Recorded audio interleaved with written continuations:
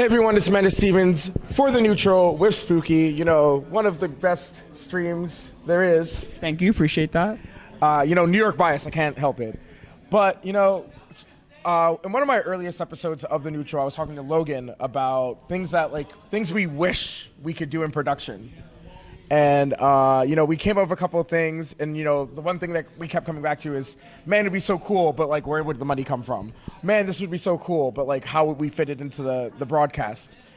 As someone who's been doing this for a long time, what is, the one thing you wish you could be doing with your broadcast, but you just, haven't figured out how to implement it?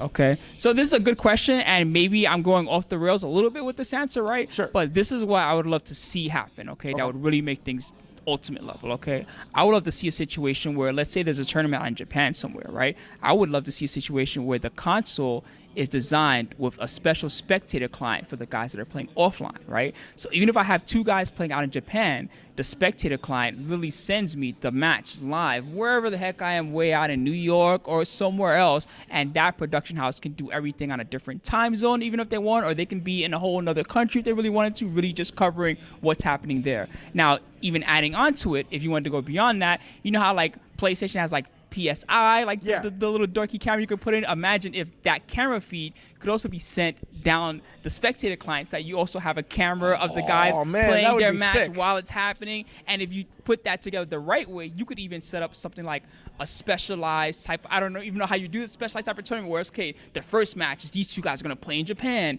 and match 2 is so-and-so versus so-and-so out in New York. Match 3 is so-and-so versus so-and-so in California. And the three guys that won, we're going to bring them somewhere else where they're going to have to face off later. Oh, man, that would be such a cool format. But, you brought up something, and it made me think about all this technology that Twitch has sort of come up with lately.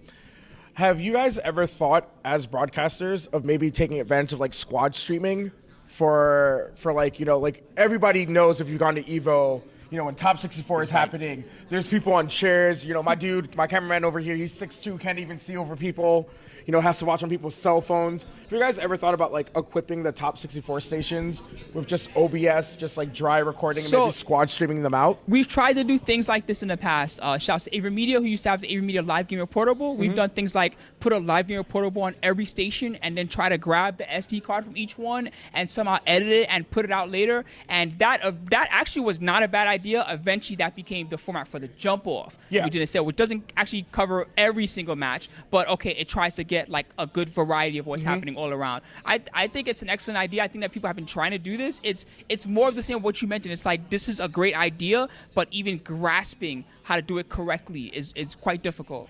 And it's not something like League of Legends, right, where you guys have weeks and weeks of doing it to be to iron out. You have one weekend, and then maybe you're running a local, an NLBC or Wednesday Night Fights, but there's nothing to the same scale that you're working on week after week. The production's much different here. You know what I mean? So, huge difference. Huge difference. So, speaking of other esports, have you ever sort of fantasized oh man, wouldn't it be cool to do a Fortnite, work a Fortnite event, or pop into League of Legends for a bit? I would love to see a crossover event, okay? I'm not necessarily saying that I should work a separate production, but I would love to see something okay, at this event, the games that are featured are Counter-Strike Go and Street Fighter V. Think about, whoa, okay, those are the two games? And I mean, just thinking about, it's kind of you're forcing two communities to kind of be together, even though they wouldn't necessarily be forced to be together. And that type of concept really excites me. I mean, that's kind of what I think about with E-League, right? They're not happening at the same time, but I definitely know some CS people who have been man, you know what? Street Fighter's kind of cool. I tuned into the E-League channel because I'm subbed. And, that Daigo guy is dope. And I feel the same about CSGO. I watch Summit play all the time, and I have no idea how to play CSGO. I suck at that game. But I watch him, and I can tell he knows what he's doing. He's headshotting people from across the map. I can't even tell where the opponent is he's shooting. That's how good he is. One of the things I've been talking about a lot this weekend is longevity. A lot of these players I've talked to, Bon Chan, ESAM, right? These guys have been doing this for a minute.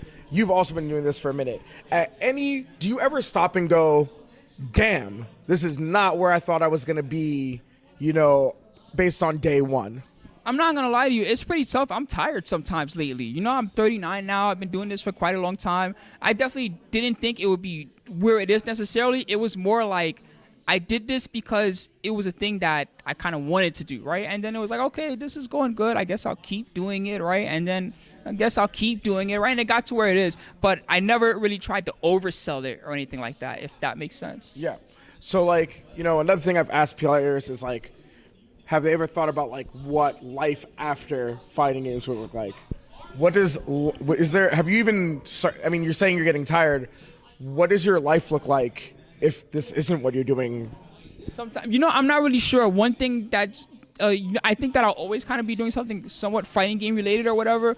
But if I wanted to do something different, one thing that I would love to do is like an edited show. And I'm talking about like the type of show you would see on television. I wouldn't necessarily put it on television, but I mean edited show. Maybe the show has absolutely nothing to do with fighting games. It's literally just a straight up show. It could be a comedy or a drama or I don't know. I just feel like once that's something I would love to try. All right. And as a last question, you know, it's been wild. Like I remember when I first started watching fighting games, it was just YouTube clips that looked pretty grimy. And now we've got these full-on productions like Street Fighter has been on ESPN at some point, right? Do you feel sometimes that some of that grimy magic is lost? Or do you like the shiny polish that we got these days? So this is a very good question.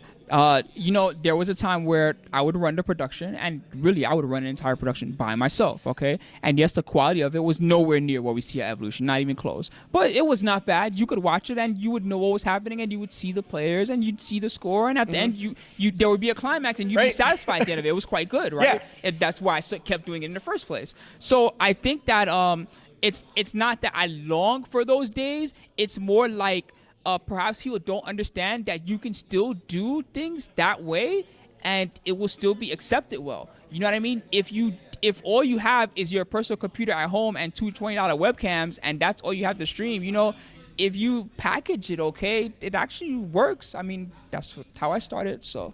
All right, and then finally, is there anybody you want to shout out, any peoples you want to, show some love to before we sign off? Oh, man. I guess for this one, I'll give love to Idon from New York. He's the first person to get top 8 for Street Fighter in New York since, I want to say, Henry Sen in 2010. It's been a very long time. That was the golden stick Henry Sen. So, big shout out to him personally. Also, shout out to everyone that works here at the show, whether it's the Tenno boys, the trifecta, Tom, Tony, and Joey, everyone else. Big thanks to everybody that enjoys EVO. All right, guys, make sure you're always tuning into The Neutral Mondays at 7 p.m. EST.